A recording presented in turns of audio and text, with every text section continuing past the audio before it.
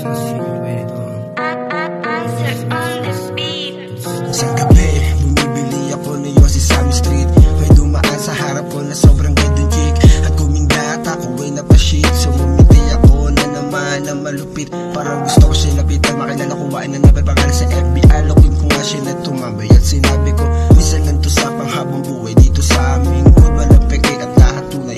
Bigla siya napastop, nakatingin sa aking kamay. Kita niya sa aking kamay, yan dala-dala na gulay. Dahil sa amas kita sa aking mata na namumungay. At bigla siyang umiti ng mga pamatay. At sinabi ko sa kanya, taga dito ka na din, hindi ba? Sabi niya sa akin na ako'y taga doon lamang sa kabila. Sabi ko, bakit ngayon lahat na sila dito eh? Sabi niya ay kasi nga kalipatan namin talaga.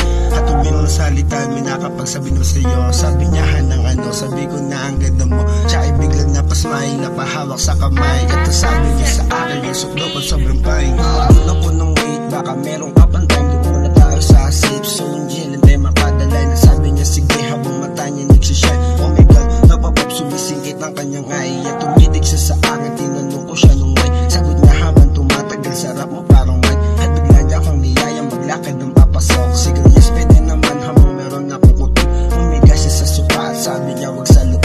Ba't parang bagot ako sa pang solid na paputok. Ginagit niya ko sa labi, ayaw niya akong tantahan. Sabi ko ay dahan-dahan, tsaka teka lang naman. Putin mo pangalan mo, ay puta di ko nga alam. Sagot na sa akin, baka pwedeng mamaya na yan. So sige, tuloy kami, umiinit ang katawan.